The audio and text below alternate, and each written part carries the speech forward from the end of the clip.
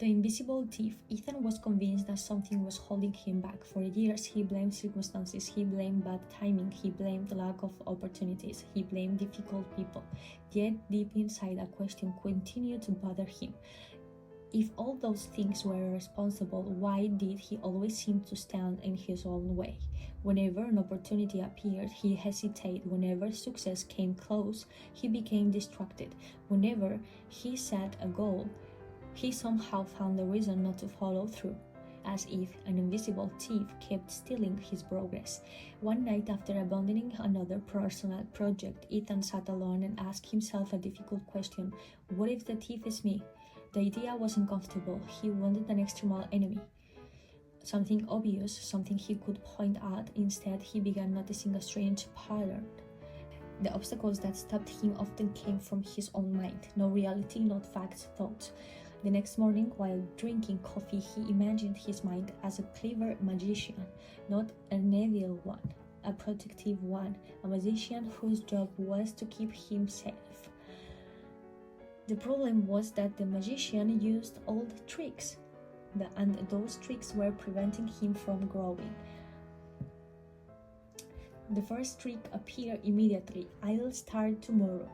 The sentence felt reasonable, responsible even. Tomorrow seemed like a better day, an organized day, a day when he would have more energy, more motivation, more confidence. But Ethan noticed something. Tomorrow never arrived. Whenever tomorrow became today, his mind simply moved the target. Start next week, start next month, start when things calm down. Years had disappeared this way. The magician's first trick was procrastination disguised as preparation. Once Ethan recognized it, its power weakened. The trick was perfectionism. Whenever he tried something new, his mind whispered, "If you can't do it perfectly, don't do it at all. If you can't do it perfectly, don't do it at all." As a result, he delayed writing because the first page wasn't perfect. He delayed exercising because he couldn't come into the perfect routine. He delayed learning because he feared looking inexperienced. Perfectionism sounded ambitious. In reality, it was fear wearing a fancy costume. The truth was simple. Nothing begins perfect. Everything expert was once a beginner. Every masterpiece started as a rough draft. The magician's second trick was convincing himself that imperfection was failure. The third trick was compassion. This one was especially dangerous. Every time Ethan made progress, his mind found someone doing better, someone richer, smarter, and successful, more accomplished, more. The comparison erased his victories. It transformed growth into inadequacy. One afternoon, while scrolling through social media, Ethan realized something important. He was comparing his behind-the-scenes footage to everyone else's highlight reel. He was measuring his entire life against carefully selected moments from other people's life. It was an impossible game to win. The magician's third trick was stealing gratitude by focusing on what others had. Then came the fourth trick: fear disguised as logic. Whenever Ethan considered taking a risk, his mind produced endless reasons why it might fail. The reasons sounded intelligent, practical, responsible, but most were simply prediction, not facts. His mind treated imagined problems as if they already exist. The strange thing was that many of the disasters he feared never happened. He had suffered more from anticipation than reality. The magician's fourth trick was turning possibility into certainty. A possibility of failure became a certainty of failure. Possibility of rejection became a certainty of rejection. And because of that, opportunity disappeared before they even began. Months passed and Ethan observed those mental tricks. The more he watched them, the easier they became to recognize. He learned that awareness was the first defense. You cannot defeat an empty you cannot see. Soon, he discovered another trick: self-criticism. This one appeared after mistakes. Whenever something went wrong, his mind attacked. "You're not good enough. You always mess things up. You should have known better." The voice was harsh, relentless, surprisingly familiar. The Ethan realized something. He will never speak to a friend the way he spoke to himself. If a friend failed, you would encourage them.